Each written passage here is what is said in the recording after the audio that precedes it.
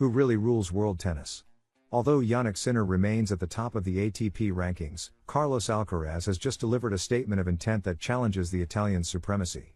The Spaniard has achieved a feat that isn't measured in points, but in millions. He has surpassed $40 million in prize money, something Sinner has yet to do. Are we witnessing a new definition of success in tennis? Stay until the end and find out. The battle for world number one between Carlos Alcaraz and Jannik Sinner is more alive than ever. While the Italian stays on top of the ATP rankings thanks to his consistency, Alcaraz stands out for his impact on the biggest stages. His victory in Monte Carlo and his runner-up finish at the Barcelona Open have not only catapulted him to the top of the season, but also into the exclusive club of players who have earned over $40 million in prize money. A milestone achieved only by legends like Federer, Nadal, and Serena Williams. At just 21 years old, Carlos Alcaraz is already among the 11 players who have earned the most prize money in tennis history. This figure reflects his ability to shine in the most important tournaments. While Sinner has yet to reach that mark, Alcaraz proves that his impact goes beyond the rankings. Every major tournament he wins adds both prestige and millions to his name. This contrast fuels the debate: what matters more, consistency or greatness in key moments? Carlos couldn't participate in the 2025 Mutua Madrid Open due to injury, but his recent achievements keep him in the global spotlight. He won Monte Carlo and was runner-up in Barcelona. Those results alone were enough to push him past the $40 million mark in prize money, a figure Sinner has not yet matched, despite his current streak as world number one. This highlights a difference in approach. While the Italian thrives on consistency, Alcaraz shines in the biggest challenges. Moreover, Alcaraz's financial milestone is not just a symbol of success, but also of consistency under the highest pressure. He may not win every week, but when he does it big. Roland Garros, Wimbledon, the US Open. These titles skyrocket both his reputation and his earnings. And although injury has sidelined him temporarily, this record positions him as a dominant figure. Meanwhile, Sinner is still chasing that elusive Grand Slam victory to balance the scales. Carlos Alcaraz has once again proven that his place among the greats is no coincidence.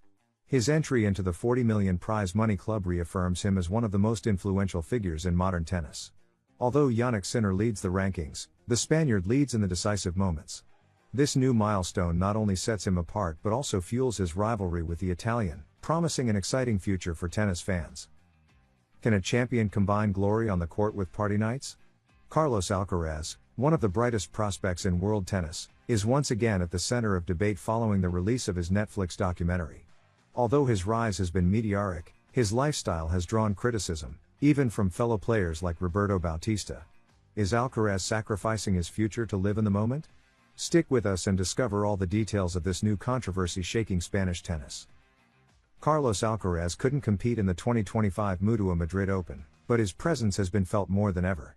His absence due to injury coincides with the controversy surrounding his documentary My Way, in which the young Spaniard reveals his more personal side. In one of the most talked about moments, he admits that after losing to Novak Djokovic at Roland Garros 2023, he partied for 6 days in Ibiza to disconnect. Far from hiding it, Alcaraz says that total disconnection helped him recover his energy, and after that break, he went on to win Queens and Wimbledon. However, not everyone in the tennis world shares that perspective. Veteran Roberto Bautista was the first to publicly express his disapproval. After his loss in Madrid to Alexander Zverev, Bautista stated bluntly, "I don't think Carlos is going to win Grand Slams by staying out until 7 in the morning." According to him, elite tennis demands full commitment, and while he acknowledges that Alcaraz is young and talented, he warns that staying at the top for many years requires strict habits. For Bautista, the young Spaniard still has time to understand what it truly means to compete at the highest level year after year. Beyond his direct criticism, Bautista also provided a broader analysis of the current state of Spanish tennis. "We've been spoiled," he said, recalling that when he was ranked 14th in the world, there were at least 5 Spaniards ahead of him. Today, the picture is different, and although players like Alcaraz and Davidovich keep the legacy alive, the global level of competition is tougher. For Bautista, this situation demands more discipline and planning from the new generation, who, in his view, are still learning what it takes to consistently compete at the top. Bautista wasn't the only one to react. His words reflect a segment of the circuit that values professionalism as the key to lasting success. In a world where Novak Djokovic and Rafael Nadal have set the bar incredibly high in terms of sacrifice, nutrition, and routine, many look skeptically at those who break that mold. Alcaraz, for his part, insists that happiness is his priority, and to perform well, he needs to feel good inside. This contrast between traditional methods and a new approach has sparked a broader debate about how new tennis legends are built. Carlos Alcaraz has made it clear that he wants to write his own story, without copying others' paths. However, Bautista's criticisms highlight a legitimate concern. Can someone become the best in the world without adopting the extreme discipline that defined the Big Three? Time will tell whether Alcaraz's formula works or whether he'll need to adjust his course. What's undeniable is that the young Spaniard has sparked a deep reflection on the balance between success and well-being in professional sports. Is Carlos Alcaraz paying the price of inexperience? At just 21 years old and with a trophy-filled career, the Spaniard has reached the elite of world tennis, but a recent injury has sidelined him from the Mutua Madrid Open, raising concerns. As he prepares for Roland Garros, he's received criticism from tennis figures like Feliciano Lopez, who offers a stark warning about managing his schedule. Is Alcaraz making the right decisions to protect his future? The 2025 season was expected to be another spectacular year for Carlos Alcaraz, but recent developments have changed the outlook. After an intense run in Monte Carlo, where he was crowned champion, and a final in the Barcelona Open, the player from El Palmar racked up 10 matches in just 12 days. That physical toll caught up with him, resulting in a tear in the adductor of his right leg, which has forced him out of the Mutua Madrid Open. This injury not only impacts his immediate future, but also raises questions about his strategic planning in an increasingly demanding calendar. One of the first to publicly express concern was Feliciano Lopez, former professional player and current director of the Madrid tournament. With a tone that was critical yet constructive, Lopez warned that Alcaraz still has much to learn in managing his career. According to him, players with the ability to win every week, like Carlitos, must carefully choose which tournaments they play. I'm not saying playing Barcelona and Monte Carlo was the only cause, but it was a factor, he said, pointing directly to a lack of experience in the young star's planning. Beyond the sporting blow of missing Madrid, Alcaraz's injury has sparked a wider debate about how a young superstar's career should be managed. Lopez isn't the only one worried about the intensity of Alcaraz's schedule. While it's natural for a young player to want to compete in all the big events, doing so without a clear strategy can compromise both performance and long-term health.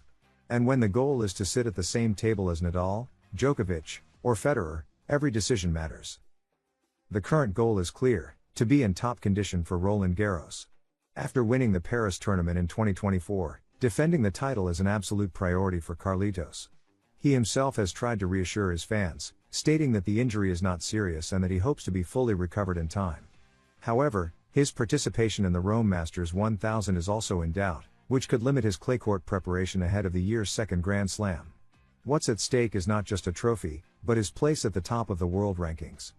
Carlos Alcaraz has shown he has talent, charisma, and ambition to spare, but the road to greatness also demands strategy, patience, and maturity. Feliciano Lopez's comments reflect the concern of those who have walked that path and know how hard it is to stay at the top. The injury that has sidelined him from Madrid could be a key lesson in his evolution as a professional. If he manages to adjust his planning and listen to those who want to see him succeed, his future remains bright. Can Carlos Alcaraz become the successor to Rafa Nadal? Since the young Spaniard burst into the elite of world tennis, comparisons with the 22-time Grand Slam champion have been inevitable. But amid criticism, expectations, and analysis, it was Nadal himself who decided to speak out.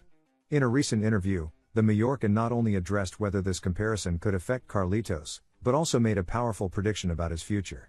What does Rafa Nadal really think about his young compatriot? Comparisons in sports are inevitable, especially when a new talent emerges forcefully from the same country, with a combative style and the same favorite surface. Carlos Alcaraz has been dubbed the natural heir to Rafael Nadal, a label that carries both excitement and pressure. However, Rafa wanted to send a clear and calm message. He doesn't see this comparison as unbearable pressure, much less a threat to Alcaraz's growth. We all receive pressure from the media and from people's hopes, but we're human and we know how to manage that, he said in an interview with CNN. Rafa, who has faced the demands of the highest level for 2 decades, sees not only talent in Carlos, but also the maturity to handle this kind of pressure.